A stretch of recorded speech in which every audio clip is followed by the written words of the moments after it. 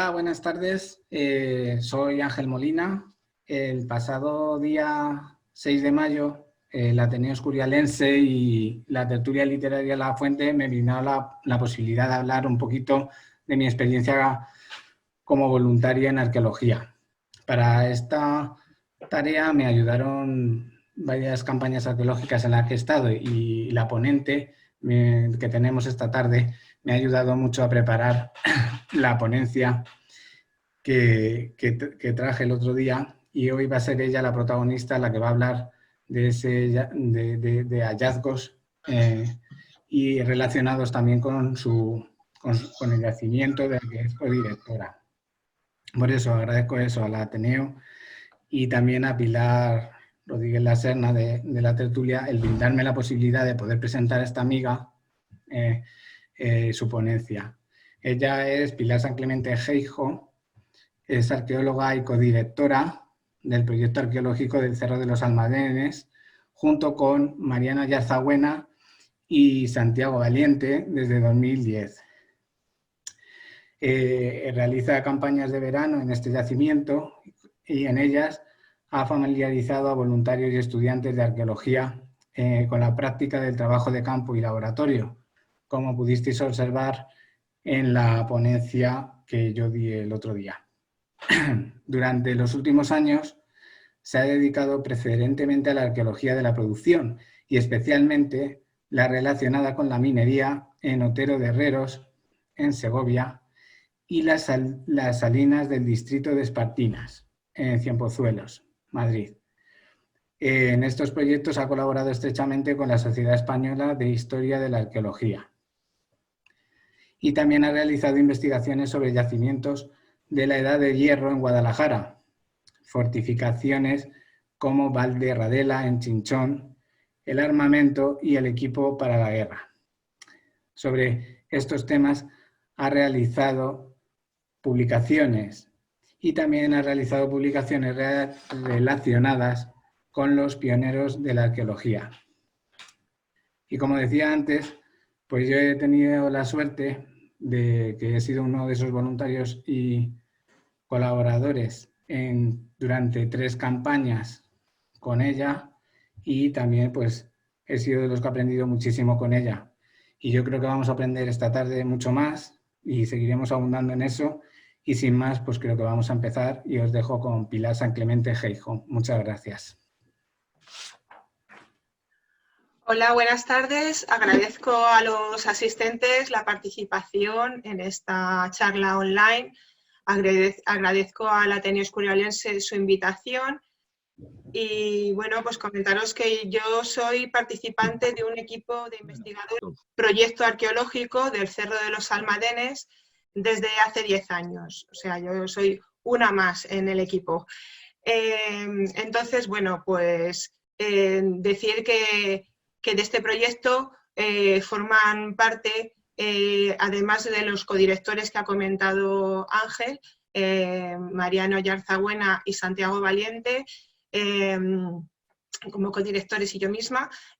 También contamos con un equipo de otros colaboradores como documentalistas, geólogos, un equipo multidisciplinar, porque si no hoy en día es imposible afrontar una excavación de este calibre. Asimismo, con nosotros colaboran entidades como el Ayuntamiento de Otero de Herreros, la Junta de Castilla y León, la Asociación de Vecinos y la propia, en el apartado científico, la Sociedad Española de Historia de la Arqueología, a la que pertenezco. Bueno, pues vamos a ver un poco la historia de esto. Esto es una escoria, es un objeto de desecho de cuando se transforma el mineral en metal. Escoria, cuando utilizamos la palabra es una escoria, pues lo que sobra, es lo que no vale, ¿no? Se puede decir que la historia del yacimiento está ligada a este objeto de desecho, ¿no? Que hay muchas referencias a este lugar también como el lugar de las escorias. Entonces, bueno, esto es lo que no vale, y lo que sí vale es el metal, ¿no? Y un metal que fue muy importante para la antigüedad. Bueno, en esta instantánea podemos ver una colección de objetos antiguos de cobre y de bronce y vemos que son muy variados. Estas las realicé yo misma durante una excursión que realicé a Roma y pertenecen a los museos vaticanos. Hay una colección bastante importante de estos bronces y del cobre. Y se puede decir que el cobre en la antigüedad, aparte de ser un metal importante y con el que parece ser que se inicia la edad de los metales, también es un metal que por sus cualidades en la antigüedad venía a ser como el plástico ahora, o sea, servía para fabricar una cantidad muy importante de objetos, o sea, desde objetos de uso para las cocinas, ornamentales, tenemos también instrumental de los médicos, de otras herramientas, instrumentos musicales, o sea, era tan variada sus aplicaciones que fue un material, como hoy en día, por sus cualidades de transmitir la electricidad, que es un metal muy apreciado y en el mundo antiguo era un material con el que se podían fabricar muchas cosas. También era muy importante porque con él se fabricaba la moneda. Esta moneda, que aparece aquí, un as romano de Colonia Vestris Iulia Celsa, con esta cronología, está partida porque esta moneda, o sea, con el cobre, realmente lo que se fabricaban eran monedas que eran de curso diario, era la moneda que la gente manejaba en las calles para sus transacciones diarias. Por lo tanto, esta moneda era la utilizada para comprar pan, para comprar vino. Y curiosamente esta está partida, y está partida antiguo, con lo que su valor sería la mitad, ¿no? La mitad de un as sería un semis, que es la mitad. Entonces, debió utilizarse en transacciones diarias. Por estas características, el cobre, de ser tan utilizado en diversos útiles de la antigüedad y ser tan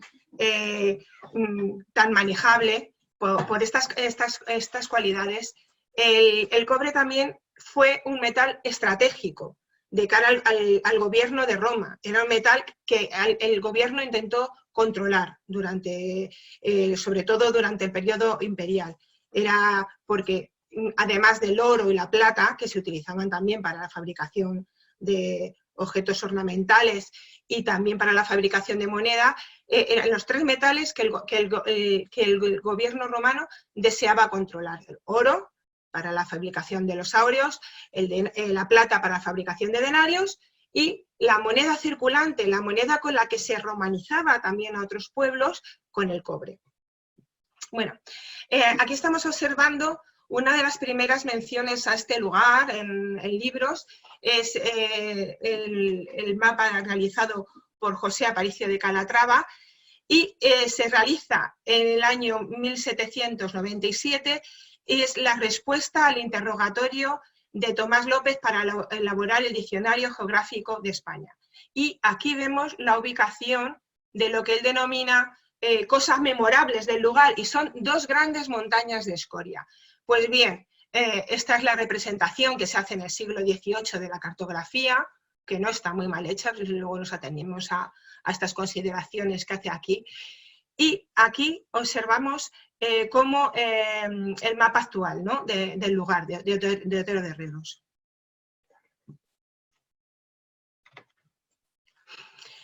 Y una de las primeras representaciones en fotografía que tenemos del lugar es esta. Es el Cerro de la Escoria, ya lo denominan, por eso os he dicho, fijáis, esto es una escoria, fijaros la cantidad de escorias que tuvieron que producir aquí para realizar este cerro, porque aquí observamos a dos personas en la parte superior. Esto se encuentra en las márgenes de uno de los arroyos, que es el límite del cerro por su lado norte, y en este lugar parece que la altura de estos escoriales fue de unos 14 metros. Yo he visto fotos antiguas y hay otro escorial en Europa de la época, que es el escorial de Populonia, en la bahía de Barati, que se diferenciaba de este en tan solo 2 metros de altura. O sea, los escoriales de Populonia, que son de época etrusca, y romana son únicamente 2 metros más altos que esto. Esto nos hace pensar en la enorme proporción, la cantidad de material que se pudo producir aquí para que resultaran estas montañas de desechos, ¿no? Realmente se produjo en grandes cantidades, se puede decir que cuasi industrialmente. Uno de los primeros investigadores del lugar fue el arqueólogo Claude Domergue, que además realizó otros estudios y fue precursor de los estudios sobre la minería antigua en la península. Entonces, bueno, él realizó este mapa que vemos aquí con distintas producciones. Por un lado tenía en amarillo el oro, el plomo argentífero en color azul, el cobre en rojo, y aquí observamos en rojo, en Segovia, el punto que es la minería de Otero de Herreros. En azul oscuro argenta y, bueno, pues otros minerales negros, el hierro. En fin, él colocó en un mapa los puntos neurálgicos de estas producciones de metal. Bueno, y vamos a ver aquí los 2 minerales más importantes que han aparecido en Otero de Herreros. Estas imágenes son cortesía de nuestro geólogo, Gonzalo Lozano, y vemos la pirita y la calcopirita con esfalerita. Esto no es cobre, esto hay que transformarlo para que se produzca el metal. Se puede decir minerales de los que luego se va a extraer el cobre. ¿Y por qué es importante Otero de Herreros? Pues es importante porque en su entorno, en lo que es el término municipal, se pueden encontrar hasta 50 mineralizaciones diferentes. O sea, el hecho de estar en el pie de monte de la Sierra de Guadarrama y de la Sierra del Quintanar le ha dado esta gran cantidad de minerales en su proceso de formación geológica, ¿no? Vemos que este es el yacimiento, un corte en el lugar donde se encuentra, vemos que es lo que se denomina monzogranito, neises, y aquí encontramos los 2 arroyos, al norte el arroyo de la Escoria, y donde se encuentran las minas también, y el otro arroyo que se denomina del Quejigal o Vallejo, ¿no? Entonces, pues aquí, a lo largo de la historia, hay una gran cantidad de recursos minerales que se han explotado. Entre otros, además del cobre, que ya hemos comentado, también plata, níquel, zinc y wolframio. Bueno, ya vemos la ubicación del yacimiento en sí, el Cerro de los Almadenes, el arroyo de la Escoria, y por aquí encontraríamos la área de explotación y de extracción, las bocaminas, el área de lavado, de machaqueo de mineral, los jaldes, y en el otro arroyo del Quejigal o Vallejo, que aparece en algunas publicaciones, el área también de explotación y de extracción.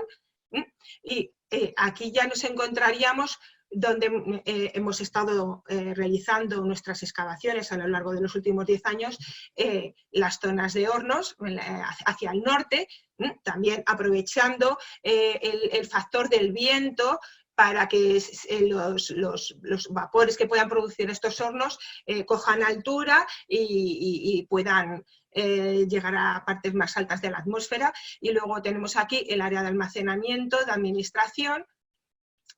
Y vamos a ver ahora un vídeo. Vamos a ver las bocaminas del arroyo de la Escoria, el arroyo que hemos comentado hace un momento, que se sitúa al norte, en el límite norte. Y una cosa curiosa es que si nos acercamos, vemos como estas afloraciones de minerales, si nos vamos retrotraemos a la antigüedad, podemos pensar en los primeros prospectores que llegaron de metal, que llegaron a este lugar y que vieron esos óxidos, esas afloraciones. Tenemos que pensar en los óxidos del cobre, producen unos colores muy característicos, ¿no? Los azules de las azuritas, los verdosos de las malaquitas, y que eso posiblemente fue lo que atrajo a estos primeros prospectores de la edad de cobre, ya que se han realizado excavaciones en necrópolis de Madrid de este momento, en las que se han encontrado metales que pueden proceder del Cerro de los Almadenes, con lo cual tenemos que su explotación ha sido realmente muy antigua. Aquí vemos el arroyo de la Escoria, estaría por aquí, es que no sale en la foto, el yacimiento, el pueblo, y vemos aquí una zona de lavado, una serie de canales, que puede estar la zona de lavado, y una zona que se denomina Jaldes. Aquí es donde se dejan los restos de la mina, lo que no es el mineral bueno, se va dejando ahí en pequeñas acumulaciones, escombreras, que dan lugar a este paisaje lleno de montículos, con subidas y bajadas. Otra de las características de este yacimiento subdomogranítico es su ubicación. Si observamos este vídeo, vemos que controla toda la sierra, vemos que controla hacia acá los valles que van hacia Segovia y vemos cómo es un promontorio ahora amesetado que presenta una plataforma. Aquí, en este lugar, observamos unos muros, restos del yacimiento antiguos que quedaron al descubierto después de la sección, y aquí vemos otra vez este arroyo, el arroyo de la Escoria, donde están las explotaciones de extracción de mineral, y aquí se encuentra la zona de los hornos. Ahora, vamos a observar ahora, en este giro ya, el otro arroyo. Así ya tenemos una imagen más o menos que nos da la ubicación del yacimiento entre estos dos arroyos, por el sur el Quejigal y por el norte el arroyo de la Escoria.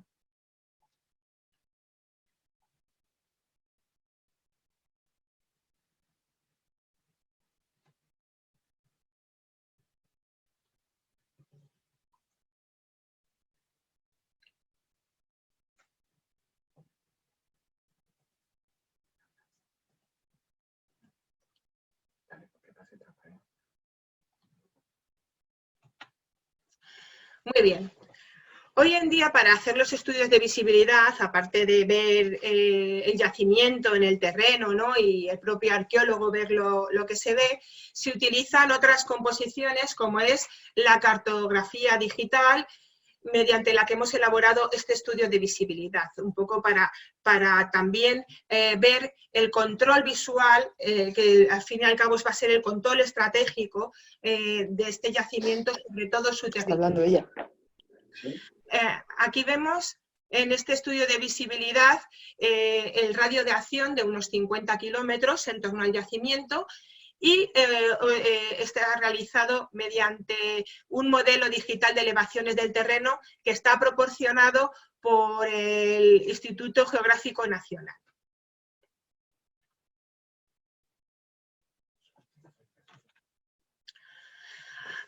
Aquí vemos con este modelo de cartografía digital que está elaborado, aparte de ese modelo que hemos comentado antes, estos mapas que ofrece el Instituto Geográfico Nacional, con el programa de QGIS, que son unos programas que se utilizan para interpretar, hacer interpretaciones y elaborar sistematizaciones de la geografía.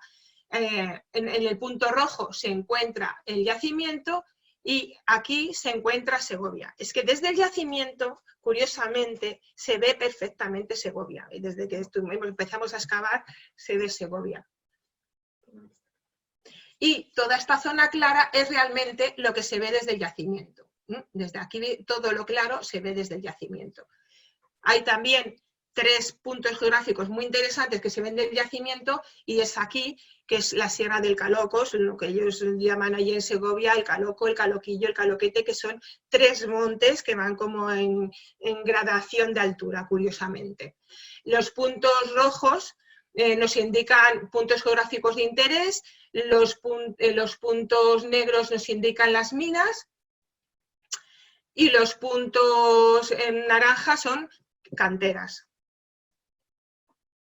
Bueno, las excavaciones las iniciamos el equipo el año 2010 en la ladera norte, que hemos dicho que es donde se encontraban esos escoriales que hemos visto, tan importantes. Bueno, cuando nosotros llevamos a excavar, estos escoriales no existían y entonces pues lo que vimos fue un perfil en el que decidimos iniciar la excavación y observamos curiosamente aquí dos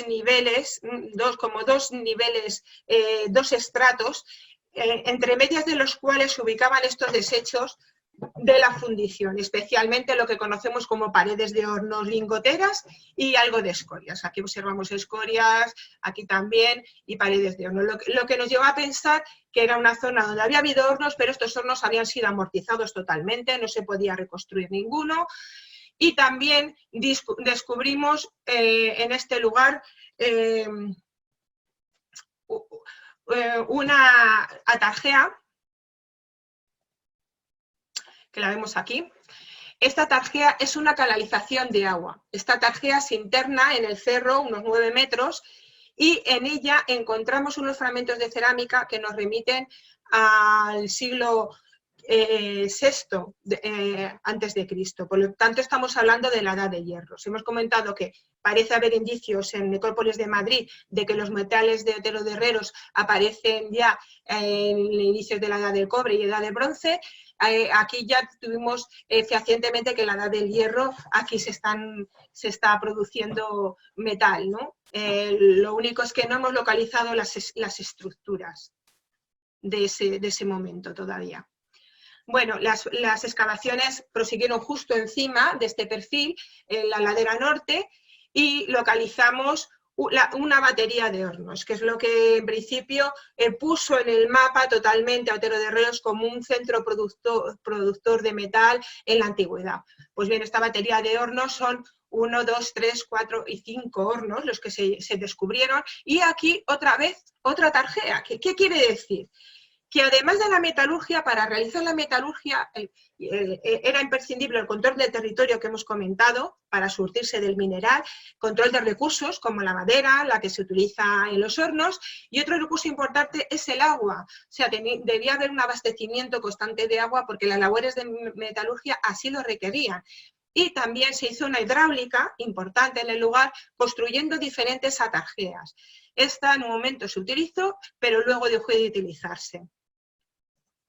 Aquí observamos en los mapas que realizamos para el estudio de los hornos, volvemos a ver la tarjea y estos hornos. ¿Qué características importantes tienen estos hornos? Bueno, pues la primera es que se asientan directamente sobre la roca madre, sobre una base que suelen ser granitos que han sufrido alteraciones debido al calor.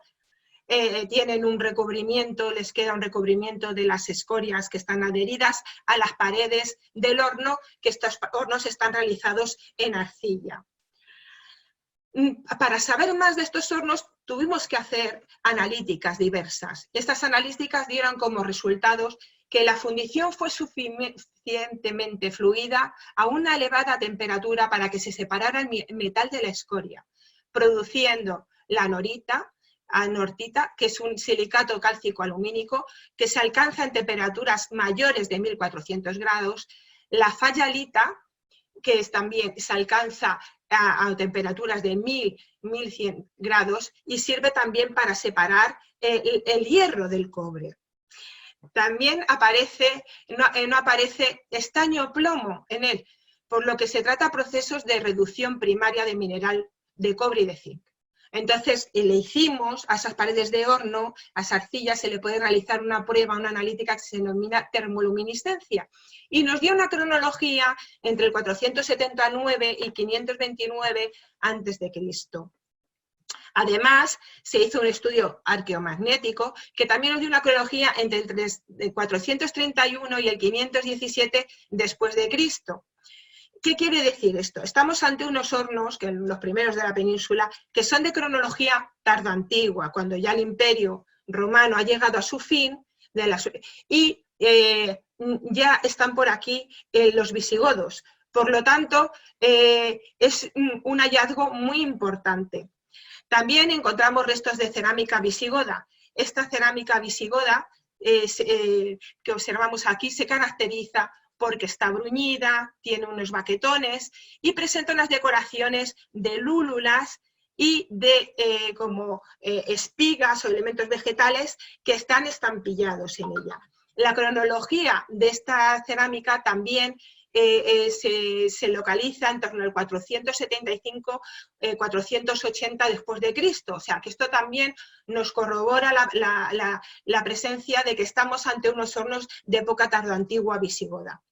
En estos hornos se efectuó lo que se denomina la reducción, porque el cobre es uno de los metales cuya producción tiene un proceso complicado y se puede decir de varias fases. Hemos visto el lugar donde se extraían las bocaminas, después llegamos al lugar donde se separaba la ganga de la mena que producen esos jaldes, esa primer zona de lavado, luego después se machaca en trozos más pequeños, se lleva a unos hornos de tostación en los que se realiza la primera es la primera fase de fundición de este metal, y luego después de esos hornos de tostación tiene que pasar a los hornos de reducción. Estos hornos son los de la última fase, se trata de hornos de reducción. Bueno, como seguimos avanzando en las investigaciones, descubrimos varios hornos más y una zona de lavado en este lugar. También nos dimos cuenta que estamos ante una factoría de grandes dimensiones. Tenemos que pensar que este muro que cierra al norte o este muro que cierra al este miden más de 30 metros. Por lo tanto, llegamos a la conclusión que estábamos ante lo que los romanos denominaban la oficina metalorum, quiere decir el taller metalúrgico, un gran taller metalúrgico para realizar en siglos de producción las escorias que hemos visto antes. Aquí vemos al voluntario. Debo decir que todas las campañas han sido realizadas con voluntarios que han procedido de diversas universidades españolas y que durante varios años nos han acompañado en estos trabajos de campo. Y aquí vamos a ver otra nueva de estas canalizaciones.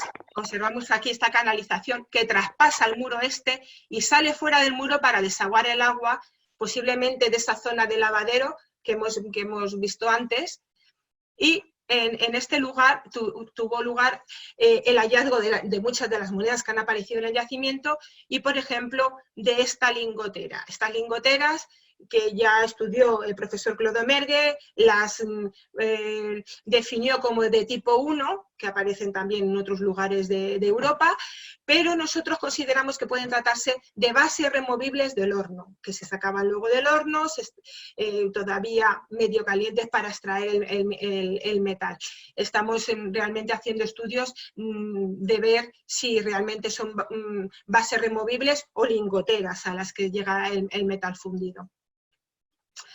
Bueno, aquí vemos esa segunda batería de hornos y el lavadero que hemos comentado antes, en el cual se ha descubierto una pileta que está realizada, ellos también para sus construcciones utilizan sobre todo también los restos de los hornos, estas lingoteras o estas paredes de hornos las voltean y les sirven a veces para recubrir estas estructuras que montan en relación sobre todo con el agua. La mayoría de los muros que hemos observado están realizados en sillarejo, que es un tipo de mampostería que se hace en piedras calizas irregulares. Solamente las caras externas presentan algo de regularización y la argamasa suele ser tierra del lugar. Pero también emplean bastante el adobe, y adobes de grandes tamaños, parecidos en tamaños a los que se han localizado en la muralla de Coca. Algunos tienen 60 centímetros de largo, o sea, son de bastante dimensión. Bueno, pues aquí vemos la parte que hemos estado viendo hasta ahora, que sería la parte donde se encuentra la oficina Metalorum, con sus hornos, sus atarjeas y demás, y vamos a ir a la plataforma del cerro, que posiblemente es donde pensamos que están toda la parte administrativa, almacenaje, contabilidad, donde estaban realmente los organizadores de las labores mineras. Aquí observamos las excavaciones y observamos también muros bastante grosor, de 1 a 1,20 centímetros de grosor, también realizados en sillarejo de piedra caliza. Como hemos visto por la geología, la piedra caliza no se encuentra en el cerro. El cerro hemos dicho que está compuesto de gneiss, granito, por lo tanto la piedra caliza tenía que ser traída de los alrededores. En los cerros de alrededor sí que hay piedra caliza. Eso requiere un esfuerzo. ¿Por qué parece que los romanos utilizan más la piedra caliza para sus edificaciones? Posiblemente por las cualidades de la piedra caliza, que es que se corta rápido, se trabaja relativamente bien, también tiene bastantes buenas cualidades en cuanto a aislamiento y prefirieron utilizarla al granito. Y en este lugar lo que se localizó es restos de una cela binaria. Durante las excavaciones de los años 2012 y 2013. Observamos, está la cesería en la zona sur, unos escalones a los que se accede a la cela binaria, y aquí observamos lo más característico de la cela binaria son estas piedras que se denominan de contrapeso, que se localizaron 2 de ellas. Bueno, pues estas piedras de contrapeso se utilizarían aquí en estas grandes vigas que vemos aquí, serían el contrapeso de, esto es una reconstrucción de una cela binaria que se encuentra en internet, la puede observar cualquiera, y entonces esas ranuras que hemos observado en la piedra de contrapeso sirven para que no se muevan esas vigas y sirven para reforzarlas. Otra cosa que apareció en esta cela binaria, vemos aquí, que había como unas escaleras de acceso, es estucos, aparecieron estucos coloreados, o sea, estas paredes de piedra caliza, se observan aquí, de sillarejo de caliza, se recubren con estucos coloreados. En este momento se localizaron estucos coloreados de al menos 3 colores, verde, naranja y rojo, creo recordar, y entonces, pues, bueno, pues significa que en este momento las construcciones que se hacen son unas construcciones que tienen una cierta calidad y además son una cierta comodidad para los habitantes que viven aquí. Es curioso que esta escalera, estando en un área que se desarrolla una actividad productiva, observamos lo bien realizada que está y además observamos que tiene un quicio tallado en la piedra y un rebaje para dejar las puertas fijas, para que si estaban trabajando en esta cela binaria pudieran acceder de una estancia a otra sin tener que abrir y cerrar las puertas se podían quedar fijas, ¿no? En esta cela binaria se han localizado las cerámicas de almacenaje. Por un lado tenemos dolium, que servían para almacenar diversos productos, podían ser también cereales, no solo el vino, y luego las ánforas que observamos aquí, esta es de tipo Dressel 1, que aparece por todo el Mediterráneo y es una de las primeras que aparece. La llegada de ánforas a la península se asocia también con la llegada de la cerámica romana fina, que es el fósil director, que es la cerámica sigilata. Esta cerámica se caracteriza porque presenta muy buena cocción, suele estar realizada a molde, se hacía en serie, en hornos de una producción bastante grande porque fue demandada por todos los habitantes del imperio y ya hemos comentado comercialmente llega a la península ligada a esas importaciones de ánforas binarias. Bueno, pues aquí observamos estos cuencos, también observamos que aparecieron estas que son unas cerámicas de paredes muy finas que posiblemente se utilizaban en vasos. Los primeros ejemplos de vasos producidos en Italia tenemos modelos que se denominan de tipo ACO, pero luego también aparecen producciones en la Cuenca del Ebro y también en Cataluña, y se distribuyen por todos los yacimientos del periodo alto imperial. Estas paredes finas desaparecen cuando comienza el auge de los vidrios, ¿no? Con el vidrio ya no tiene mucho sentido realizar estos vasos de paredes tan finas. También observamos aquí otras producciones de sigilata que están relacionadas también con producciones de carácter militar de Herrera de Pisuerga y también podemos aquí ver las lucernas. Las lucernas en los yacimientos donde se asientan soldados y también yacimientos mineros son muy frecuentes. Nosotros hay algunos restos que deducimos que son de lucerna, pero son tan pequeños que todavía no les podemos atribuir una forma, excepto a esta, ¿no? Que son las de tipo pico de ave y que también aparecen producciones de estas lucernas en Herrera de Pisuerga. Y los sellos de sigilata, mediante los sellos de sigilata, que ya están muy estudiados, también es un fósil director porque nos hablan del taller donde se produjo, ¿no? Este sello. Entonces vemos aquí Cayo Vivenius, es un taller de Arezzo, está emparentado también con los talleres de Marco Perenio.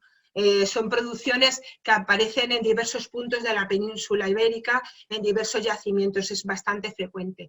Y tenemos aquí otro, Fel y Anialus, que parece de producciones de sigilata de la Galia, o sea, no solo de Italia, sino que también de la Grafusenque, de la Galia, llegan hasta aquí producciones de vasos. Las piezas, estas han aparecido en la zona de producción, en donde hemos comentado el taller metalúrgico. Estas no han aparecido en la plataforma donde suponemos que está la zona de hábitat y de labores administrativas. Y hay otras cerámicas que también nos proporcionan información como esta, que también se supone que es sudgálica, acerca de la vida cotidiana, de las personas que vivían aquí, ¿no? Porque en esta cerámica lo que podemos ver es la presencia de instrumentos musicales, ¿no? Aquí tenemos, por ejemplo, una flauta de pan, aquí tenemos una especie de pandero, una especie de cornis, o sea, una especie de trompa, musical. Sobre las cicas de las monedas que han aparecido en el Cerro de los Almadenes, si observamos este mapa que lo he utilizado de Wikimedia Commons, observamos que en su mayoría proceden de la provincia tarraconiense, ¿no? Según la organización administrativa de Augusto. Estas proceden de cecas como tenemos aquí, las cecas del Ebro, que es muy frecuente que estas producciones de monedas de la ceca del Ebro aparecen en yacimientos mineros y también en yacimientos en los que hay soldados, en los que es frecuente la presencia de soldados. Tenemos también en la meseta sur la producción de Ercábica, aquí Arse, Sagunto, en Cartago, y también tenemos en Iulia Traduzca, de la Bética. Iulia Traduzca es un yacimiento que se ubica, se cree, cerca de Tarifa. Una de las más antiguas que está localizada en el yacimiento es esta, que aparece con escritura ibérica. La leyenda ponía Arse, vaya, me falta aquí una. Bueno, y estas monedas también son para, no son para acumular riqueza, sino que son las de uso cotidiano, las que se usaban en las transacciones del día a día, ¿no? Esta moneda de Arse de Sagunto son de la segunda mitad del siglo II. Hay otra moneda también de cronología antigua que ha aparecido, que es esta, que es un denario de Volscan. También entraríamos en las producciones que se denominan del Valle del Ebro. Esta moneda aparece curiosamente un jinete y la leyenda en celtibérico que pone Volscan. Tiene una perforación que está realizada muy cuidadosamente, está realizada desde este lado, desde el lado del jinete, y aquí posiblemente lo que nos aparece es la imagen de Hércules, ¿no? Entonces, entre los soldados romanos era habitual también el que se adoraba el culto a Hércules por su valentía, por su fuerza. Y otra cosa que nos llama la atención de que esta moneda presenta este orificio es que ha podido ser utilizada para ser suspendida, para ser colgada, tal vez. Quizás ya perdió su valor monetal, la que no deja de tener su valor porque es de plata. En este caso, el jinete también hace alusión a algo que comentaban las fuentes literarias antiguas sobre la zona que nos encontramos, que es los baceos aparecen muy ligados siempre a los caballos. Incluso una diosa a la que ellos adoran es la diosa Epona, que es la diosa de los caballos.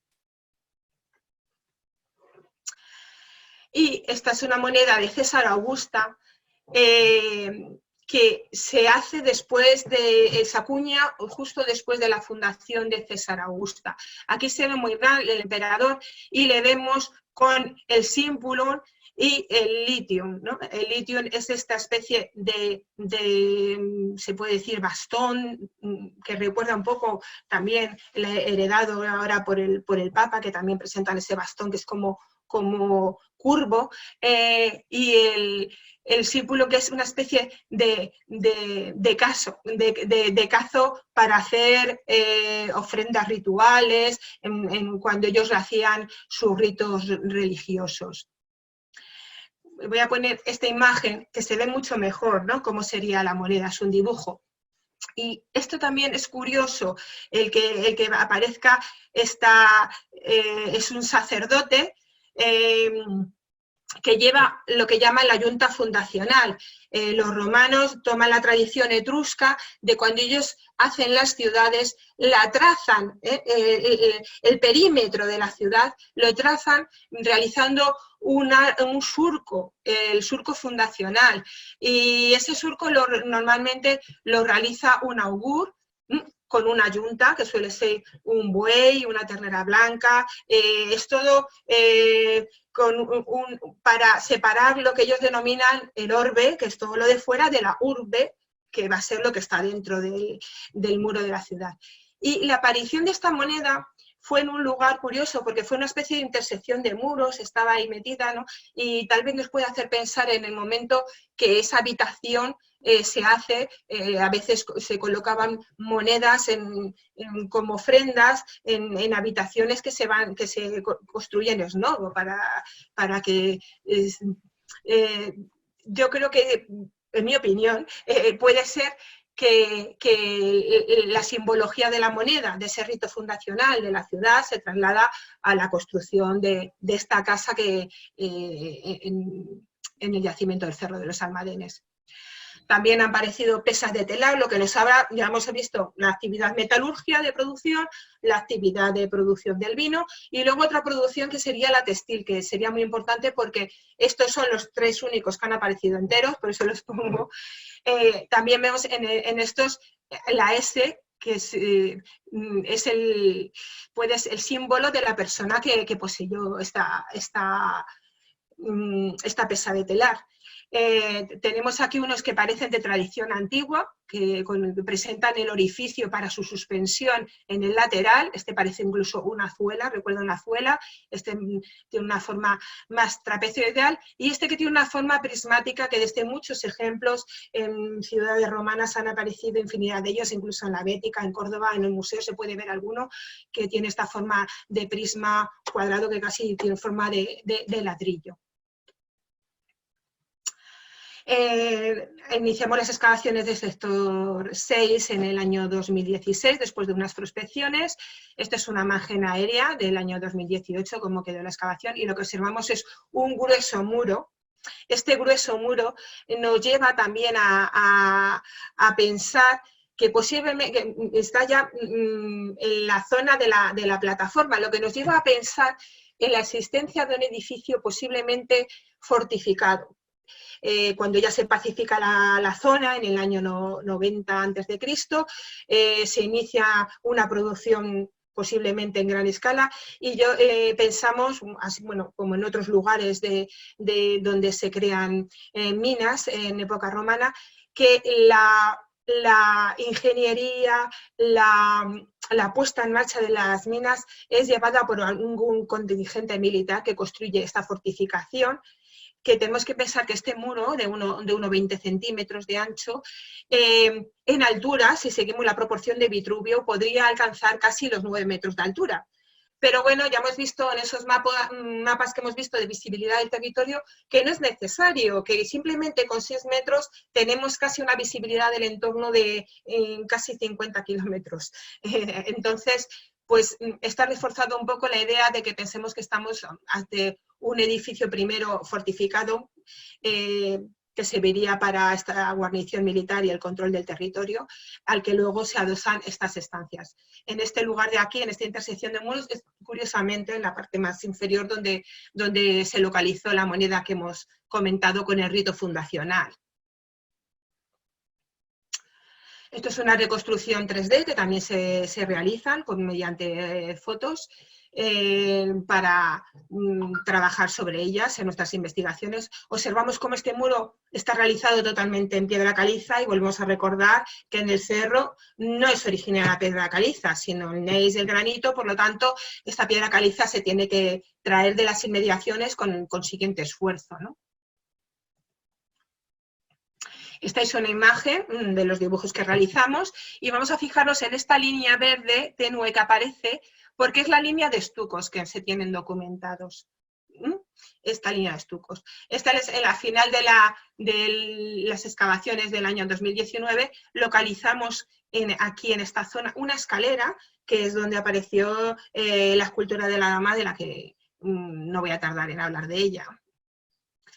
Esto es una pequeña ventana que se abrió en estos muros porque no se han podido excavar, los estucos están allí in situ y lo que se ha hecho es dejar un testigo, por lo menos en las esquinas más importantes para su protección.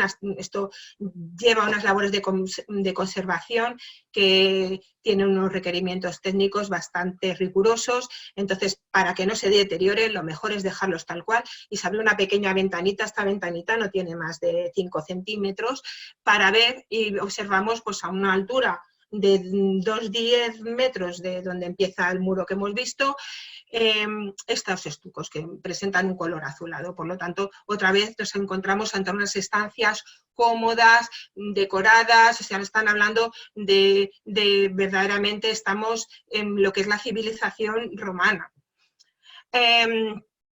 Esta sería la esquina de este edificio que hemos dicho que podía ser la fortificación, y una cosa curiosa que al limpiarlos descubrimos es que estas esquinas presentan almohadillado, o sea, estamos, si os fijáis, este es el muro de sillarejo, pero las esquinas aparecen muy reforzadas con estos grandes bloques que tienen más de 60 centímetros con su almohadillado. El almohadillado llega aquí en torno al siglo III, el otro en los cartagineses, y desembarca porque es un tipo de muro que no solamente es que nos dé esa imagen de solidez, sino que también nos transmite un carácter de propaganda de que ha construido ese muro, tiene autoridad, y también nos transmite, además de la solidez, de esa autoridad, es propagandístico, ¿no? Yo soy el que mando, yo me hago este edificio, que es de grandes dimensiones y que presenta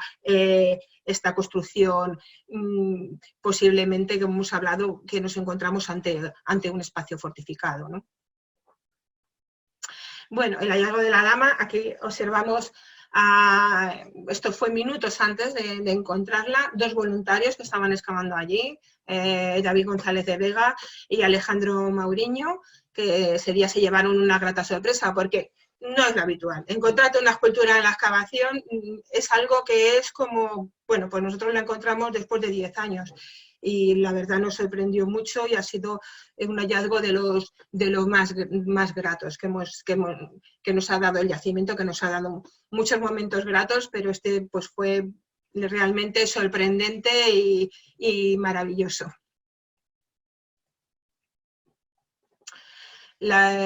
Cuando tienes un hallazgo tan importante, esa misma mañana llamamos primero cercioramos porque realmente lo que encontramos fue el pie dijimos, pues lo mismo es un fragmento de escultura, pero está rota, pero ya excavas un poco más y ves que continúa la escultura, entonces inmediatamente hay que dar aviso a las autoridades, en este caso al delegado territorial, que se presentó en pocos minutos, porque yo creo que fue el hallazgo más sorprendente de toda la campaña 2019 en la provincia de Segovia.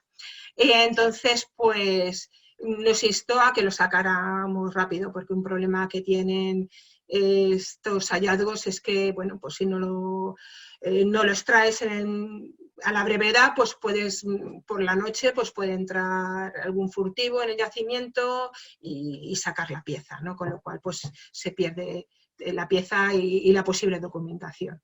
Bueno, aquí vemos durante el día los diversos momentos para extraer la pieza. Y aquí vemos pues dónde se encontraba, ¿no? Cuando ya está extraída. Y lo que se encontraba es una especie de relleno que estaba compuesto de calizas lingoteras, que ya hemos hablado que es que aparecen realmente por todo el cerro y en muchos rellenos, no son esas montañas que desaparecieron.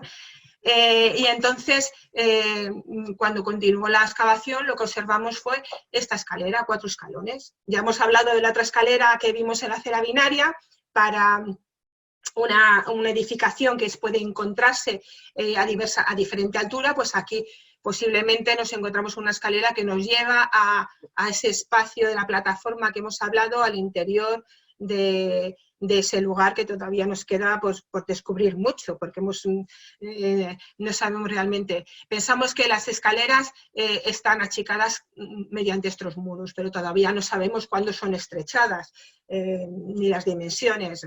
Esto queda para próximas campañas, a ver si este año con todas estas circunstancias que hay se va a poder excavar, que lo desconocemos.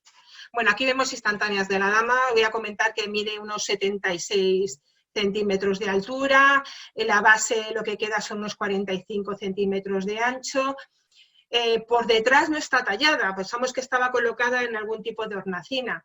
Y una cosa que llama la atención es que sufrió la amputación de la cabeza, se observan unos cortes, y también la amputación del seno derecho. O sea, en un momento dado, estas amputaciones posiblemente fueron para retirarle su carácter de divinidad, si pensamos que la escultura representa una divinidad, y también posiblemente su feminidad. Se está realizando en el Museo de Segovia, que es donde actualmente se encuentra la escultura, que se entregó al día siguiente prácticamente, un estudio de los pigmentos de la dama por parte de la conservadora, y entonces nos ha comentado que observamos restos de pintura azul, roja, negra, y curiosamente aquí en la mano, o sea, la escultura que está realizada en piedra caliza estaba pintada directamente, y en esta mano izquierda nos presenta una pulsera, ¿no? Y si nos fijamos en este blog sobre vestimentas de la mujer ibérica y celtibérica, observamos cómo era normal, ¿no?, que lucieran estas pulseras de pasta vítrea, ¿no? Con lo cual vemos que aquí las representan.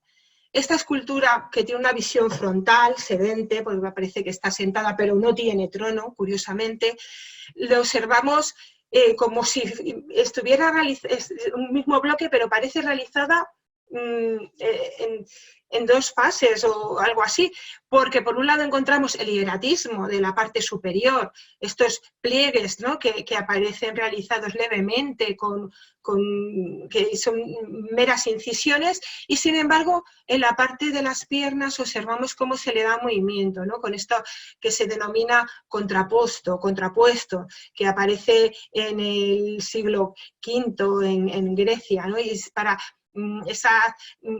dotar a las esculturas de ese movimiento, ¿no?, que implica la basculación de las piernas, aunque se encuentre sentada. Otra cosa que me llamó la atención es que, bueno, que igual no se aprecia muy bien, es que su abdomen, ¿no?, aparece ligeramente este abdomen abultado, que se lleva la mano al pecho, ¿no?, al abdomen, ¿no? Esto podía representar que es un estado de gravidez. Luego la vestimenta, es que lleva por debajo una falda de su túnica que es como de pliegues, que es una especie de, como si dijéramos, de tablas, ¿no?, curiosamente. Y aquí la punta del zapato, un zapato tipo calcé romano normal. La hemos denominado la dama porque nos recuerda el hecho de estar sentada a otras damas que conocemos del arte íbero, ¿no? Y desde aquí para arriba podía pasar perfectamente por ser íbera o celtibérica. Sin embargo, esto ya es rasgos más helenísticos. ¿Qué tipo de divinidad podría ser? Bueno, pues si observamos en esta foto, esta escultura de una diosa sentada pertenece a Ceres.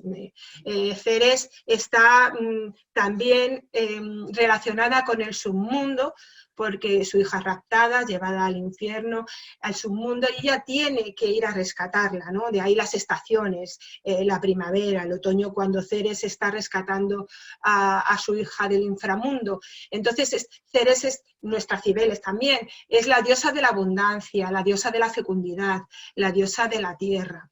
Esta Ceres, que aparece entre dos genios, una triada, apareció en otro lugar minero muy importante de la península, que es Mazarrón, las minas de Mazarrón en Murcia. Por lo tanto, pensamos que los mineros puede ser que también tuvieran mucha predisposición hacia la adoración de esta diosa Cibeles. Y por otro lado, ya hemos comentado que hay una cosa muy curiosa, que es que desde este cerro se ven los tres cerros del Caloco, viene a ser una triada. Sabemos que las primeras religiones de la península también adoraban a los accidentes de la naturaleza, como montañas, ríos, todo en bosques, eran los lugares donde para ellos residían los dioses, ¿no? Estaríamos quizá ante una triada. Y tenemos también las triadas de las matres, que también aparecen cultos a las matres en zonas mineras como Aruzi. Estamos hablando de la zona minera de las minas de Río Tinto. Estas matres aparecen también con cornucópias, aquí no aparecen cornucopias, pero también algunas de ellas aparecen embarazadas y con niños. Por lo tanto, pues ahí hay nuestras dudas, ¿no? Por un lado, los cultos a estas diosas madres de la fecundidad, la diosa Ceres, pero que también provienen de tradiciones más antiguas, ¿no? Del ámbito del Mediterráneo tenemos Tanit y Astartet en las zonas donde habitan los íberos y los fenicios en la península, y también tenemos los cultos en la zona céltica a una tríada de dioses otra vez, que sería Lugh, Epona, y luego tenemos algún dios local, las matres que hemos comentado. Lugh, por ejemplo, en la zona celta aparece relacionado también, es una divinidad masculina, pero con el oro, y curiosamente Epona, que es una divinidad femenina, aparece relacionada con la plata. No sabemos en qué hornacina se encontraría, cuál es la decoración complementaria que llevaba. Ya hemos dicho, no aparece el trono, tampoco aparecen los caballos que suele aparecer acompañando a Epona, simplemente aparece sola. En un momento dado se la decapita y pierde o sea, con un significado muy simbólico, no sabemos por qué, y también pierde su feminidad, y esta rotura no sabemos si fue accidental o también hay cierta superstición en cuanto a que los dioses puedan perseguir como venganza al vivo si le causa algún mal, ¿no? Entonces no sabemos si puede ser también una rotura en el momento en que se oculta, o accidental, o que tuvo una intencionalidad. Bueno, este fue el acto de entrega de la dama al Museo de Segovia, aparece aquí todo el equipo, y observamos pues cómo se presentó la dama al público, estuvieron medios de comunicación, y bueno, pues para nosotros fue un día de bastante alegría, ¿no? Este acto. Otra de las labores que hemos desarrollado a lo largo de estos años de investigación es la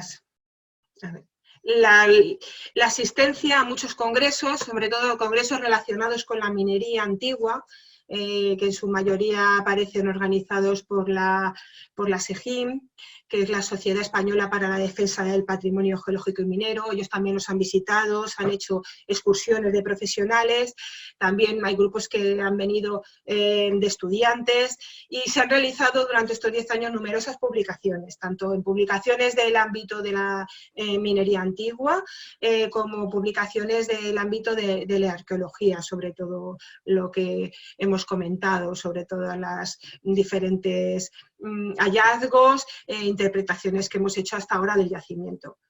Y para el público en general y en el pueblo es muy importante la jornada de divulgación de Puertas Abiertas. Esta jornada se realiza cuando se cierra la excavación, se hace un acto informativo en el local que nos cede el pueblo, que es el centro cultural, con mucha afluencia de público, y luego pues se acude a celebrar una visita en el propio yacimiento, en el que los directores pues hablamos in situ de los descubrimientos de ese año. Cada año aumenta el número de visitantes.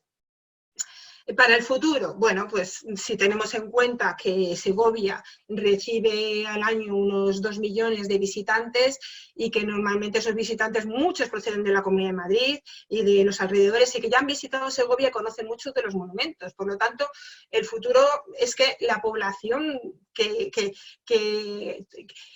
hace turismo, cada vez demanda circuitos nuevos, ¿no? Yo creemos que las posibilidades del yacimiento son muchas de cara a que sea visitado en el futuro, porque es un recorrido agradable el que se puede hacer para ver las bocaminas, los alrededores, y también es un yacimiento que está ofreciendo mucho acerca de cómo vivían los que explotaron estas minas. Debemos agradecer, ¿no?, también durante estos años las colaboraciones de la Junta de Castilla y León, del Ayuntamiento de Herreros, de la parte científica en la que me incluyo de la Sociedad Española de Historia de la Arqueología, y asimismo como la Asociación de Vecinos de Otero, y también aquellas empresas que han colaborado con nosotros durante estos años de excavación. Bueno, pues sin más, agradezco mucho que me hayáis escuchado durante este rato para presentaros las labores arqueológicas que hemos realizado en el yacimiento del Cerro de los Almadenes.